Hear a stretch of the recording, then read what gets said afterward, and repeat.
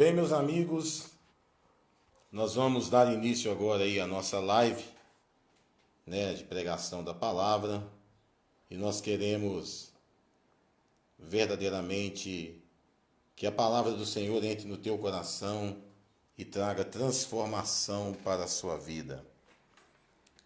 O maior privilégio que um pregador tem, um orador tem, é poder falar do amor de Deus, falar do amor de Cristo. Saber que o Senhor tem nos guardado e nos livrado do laço do passarinheiro, que o Senhor tem nos mostrado grandes coisas a nós tão pequeninos. A palavra que nós vamos ler hoje está em Mateus capítulo 7, versículo 24, onde a palavra diz o seguinte: a casa na rocha e a casa na areia. Todo aquele, pois, que escuta essas minhas palavras e as pratica, assemelhá-lo-ei ao homem prudente que edificou a sua casa sobre a rocha. E desceu a chuva, correram rios, assopraram ventos e combateram aquela casa. Porém não caiu, porque estava edificada sobre a rocha. E aquele que ouve essas minhas palavras e não as cumpre, compará-lo-ei ao homem insensato, que edificou a sua casa sobre a areia. E desceu a chuva, correram rios, assopraram ventos, combateram aquela casa e ela caiu, e foi grande a sua queda. E aconteceu que, concluindo Jesus este discurso, a multidão se admirou da sua doutrina, porque os ensinava como tendo autoridade, e não como os escribas. Bom, meus amigos, nós vamos falar um pouquinho aqui sobre construção, Construção. Construção, se você me perguntar alguma coisa sobre serviço de pedreiro, se eu já fiz, a única coisa que eu fiz foi ajudar meus amigos a bater laje, mas não sei mais nada sobre construção. Mas eu sei que a palavra de Deus nos ensina que quando nós vamos construir alguma coisa, nós precisamos de um alicerce forte. Nós precisamos ter um alicerce que não se abala com chuvas, com enxurradas, com ventos, que não se abala com nada disso. E pode vir a chuva, rios, assoprar o vento, e tudo isso pode combater contra aquela casa que está alicerçada na rocha, e ela não se abalará. Certa vez eu me lembro, na casa do meu pai, eu já não morava lá mais, mas eu lembro que lá onde ele mora é um lugar muito alto, onde meus pais moram, onde minha mãe mora hoje, é um lugar muito alto, e eles haviam preparado um jardim de inverno, lá na casa.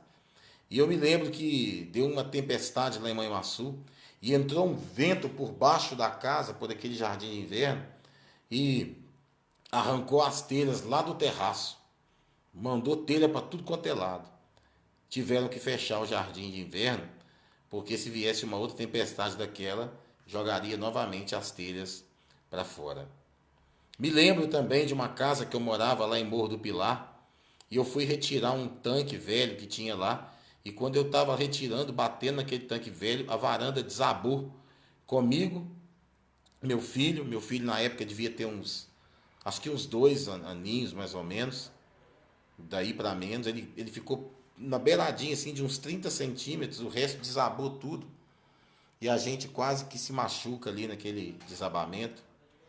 E eu me lembro também daquela construção daquele deputado, ex-deputado, acho que é Sérgio Naia, não sei, lá no Rio de Janeiro, que usou areia do mar, areia da praia para poder construir um prédio, e passaram-se alguns anos, aquele prédio veio ser desabado. Bom, a gente vê essas coisas acontecendo e a gente para pensar agora na nossa vida espiritual. A gente passa a pensar na nossa vida espiritual. Por quê? Porque se nós não tivermos alicerçados na palavra de Deus, não tivermos alicerçados na palavra de Cristo, não tivermos alicerçados naquilo que verdadeiramente pode ser um alicerce ferrenho para nós, com ferro, com tubulação grande, com bastante cimento, com bastante concreto, aí sim nós teremos uma base forte.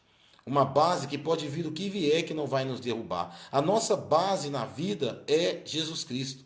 A nossa base principal, ela é Jesus Cristo. Quando nós construímos uma relação de intimidade com Deus, nós estamos construindo algo forte que não será abalado por nada.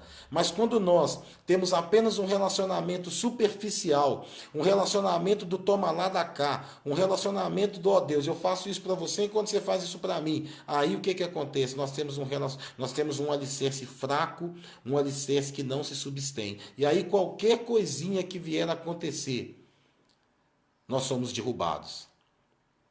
Satanás, ele é tão astuto, inteligente, e a própria palavra de Deus diz que ele era mais inteligente do que Daniel.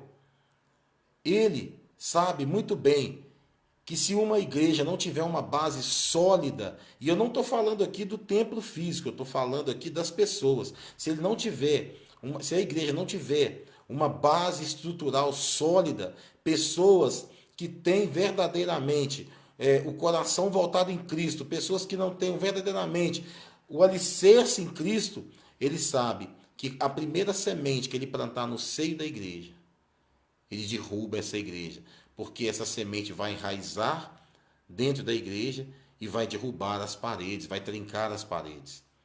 Nós sabemos que se um alicerce ele é feito com ferragens, com cimento, se ele é feito com pedras, eu lembro que meu pai falava que na construção da casa dele, ele gastou mais na fundação do que na casa propriamente dita, porque ele fez uma fundação sólida, uma fundação pesada, para poder construir aquela casa que aguentaria outras casas por cima.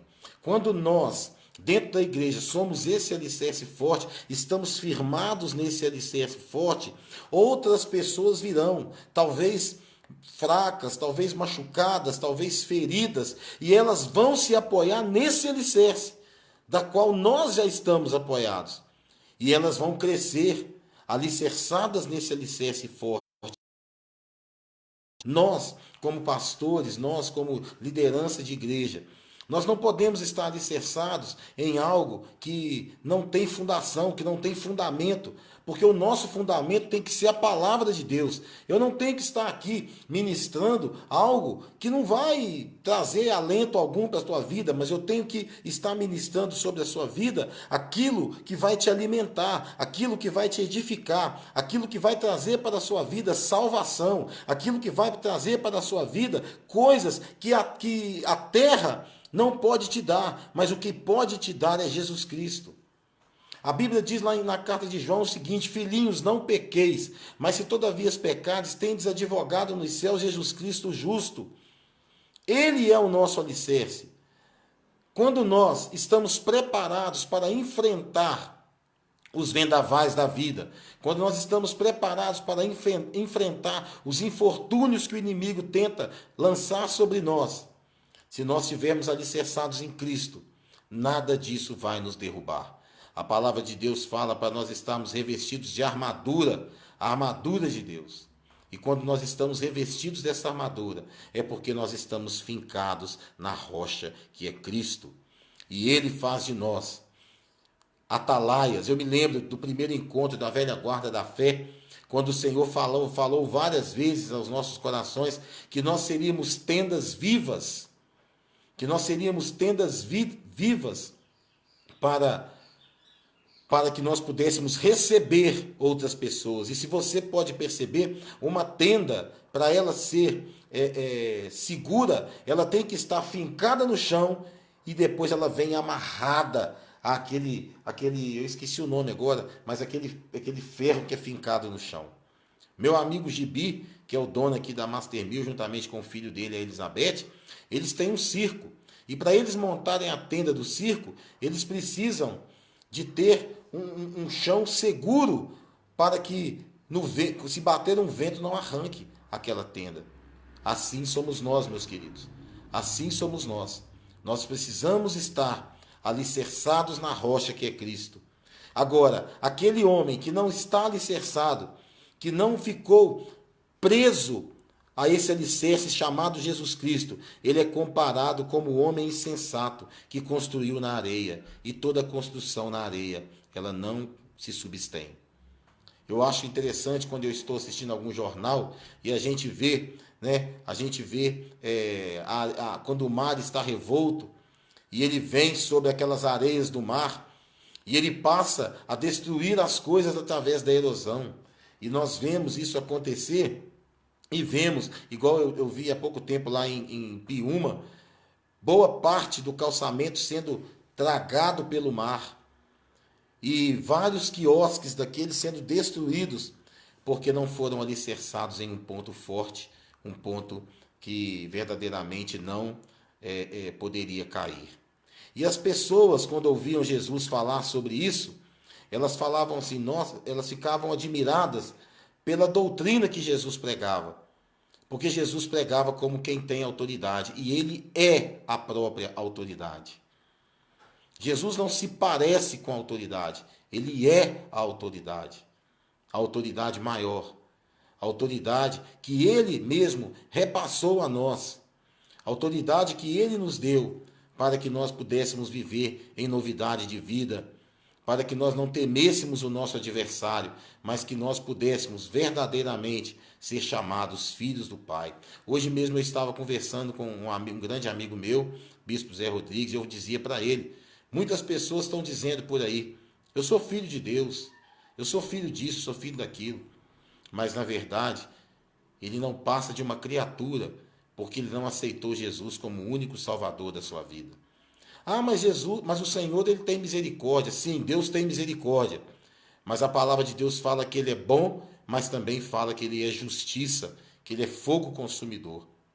Nós não temos que ficar aqui aguardando a bondade de Deus, aguardando até o último dia Deus ser bonzinho conosco e nos levar para o céu. Sabe por quê? Porque a palavra de Deus fala que ao vencedor será dado a coroa da vida. Aquele que vencer, vencer o quê? Vencer tudo aquilo que o inimigo tem tentado lançar sobre nós nessa terra. A salvação não é por você fazer alguma coisa, não é por você ser caridoso, a salvação não é por você pegar as suas coisas e dar tudo para as pessoas, não. A salvação é por você crer, e crer que Jesus é o Filho de Deus e que só através dele você será levado aos céus, você irá morar nas mansões celestiais que Cristo tem preparado para nós. A própria palavra diz que chegará no último dia, o Senhor falará, vinde a mim, benditos de meu Pai, mas ele também falará, apartai-vos de mim, malditos que não te conheço.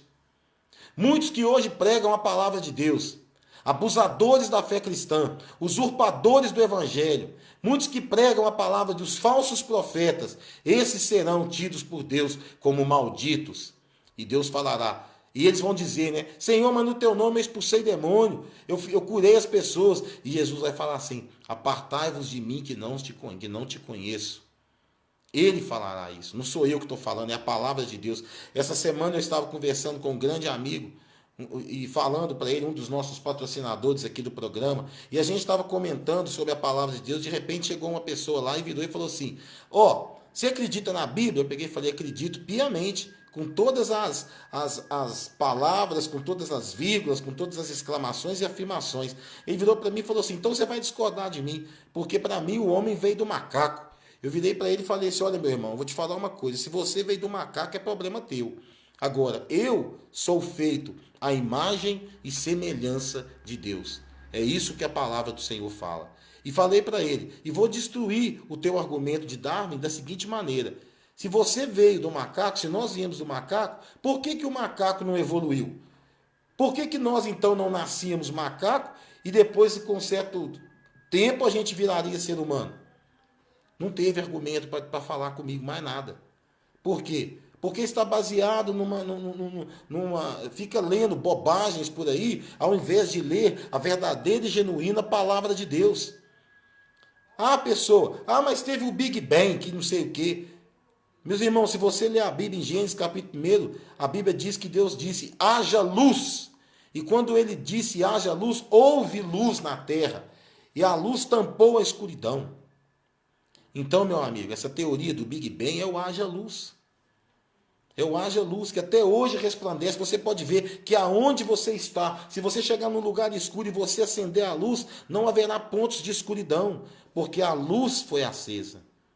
Agora, nós, cristãos, nós somos como os postes que estão aí. Nós somos ponto de luz para essas pessoas, para que essas pessoas possam chegar ao farol que é Jesus.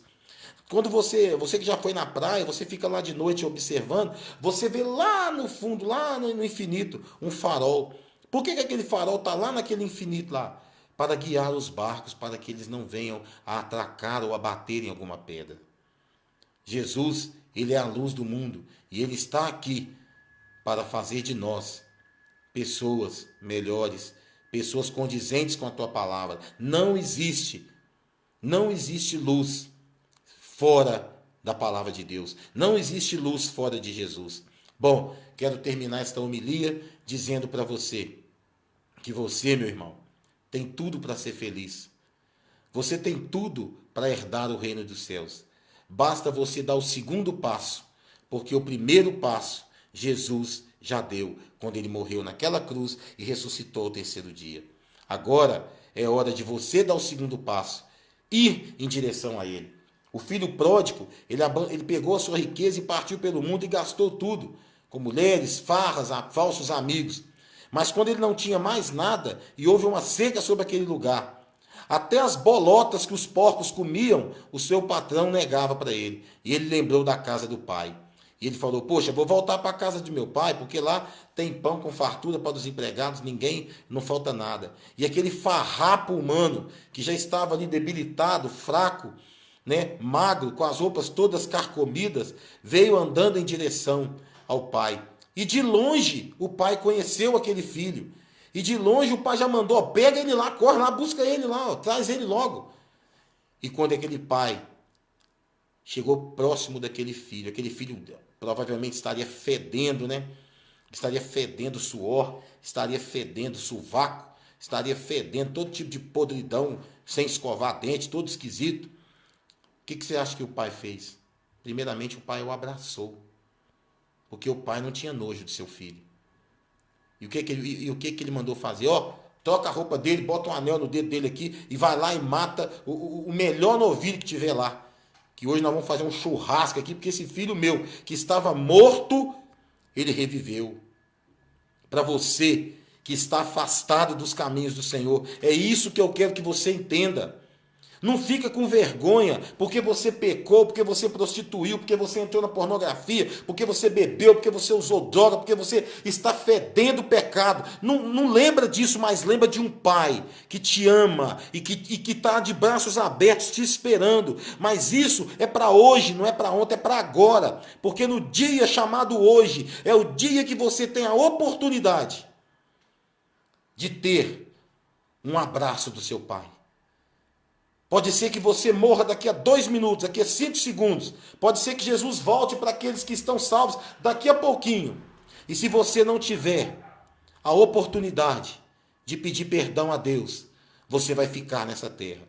E para você que nunca aceitou Jesus, aceita Jesus hoje no seu coração. Bota a mão no seu coração e repita comigo. Fala assim, Senhor, eu entrego a minha vida a Ti, Pai. Uma vida cansada, uma vida machucada, ferida, mas uma vida que eu estou entregando ao Senhor. E eu reconheço Jesus como o único Salvador da minha vida. Escreve o meu nome no livro da vida, para que eu possa ter direito, Pai, a morar com o Senhor nos céus. Para que eu possa ter direito de ser chamado Filho do Altíssimo, Filho de Deus. Se você não é filho de Deus, você é criatura. A própria Bíblia diz o seguinte, ide por todo o mundo e pregai o Evangelho. Quem crê e for batizado será salvo. Quem não crê será condenado. Agora, a Bíblia, por que a Bíblia não fala ide por todo mundo e pregar o evangelho aos meus filhos? A Bíblia fala pregar o evangelho a toda criatura, porque você é criatura até no dia que você reconhece Jesus e confessa que Jesus Cristo é o Senhor. Nesse dia, você passa a ter direito de ser chamado filho de Deus. E para você que está desviado, repita comigo, Senhor, eu estou afastado dos teus caminhos, mas hoje eu quero voltar. Eu quero ser como aquele filho pródigo que voltou e que de longe o Senhor o amou, e de longe o Senhor o mandou buscar e com amor o atraiu. e o abraçou. Esse sou eu, Senhor, voltando para os teus caminhos. E que Deus faça da tua vida, meu irmão, uma mudança radical. E que desta vez Ele alicerce a sua vida em Jesus Cristo, para que nada abale a sua vida. Que Deus abençoe você, que você tenha a paz que vem de Jesus. Nós já temos essa paz, porque Jesus, ao morrer naquela cruz, Ele nos deixou essa paz. Ele nos deixou essa paz que excede todo o entendimento, o amor de Cristo. Eu quero dizer para você, meu querido amigo, meu ouvinte aqui do programa Falando com Deus, o dia é hoje, não é amanhã. Você não tem horas para pensar se você vai entregar o seu caminho para Jesus ou não. Ou você entrega, ou você é filho de Deus, ou você é reconhecido como filho de Deus e tem parte na herança de Deus para nossas vidas, ou você é filho do diabo. Que isso, pastor? Que isso?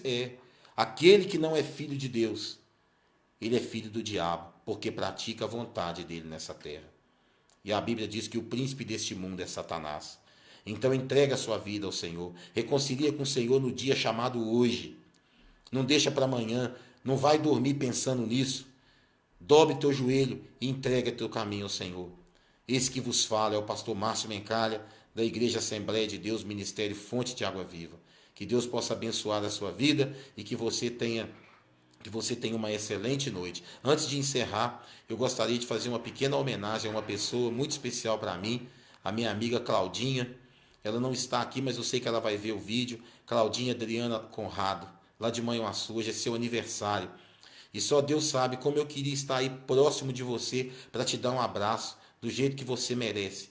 Porque você sempre foi uma grande incentivadora da minha vida, do meu ministério, né? Aprendi muito com teu pai.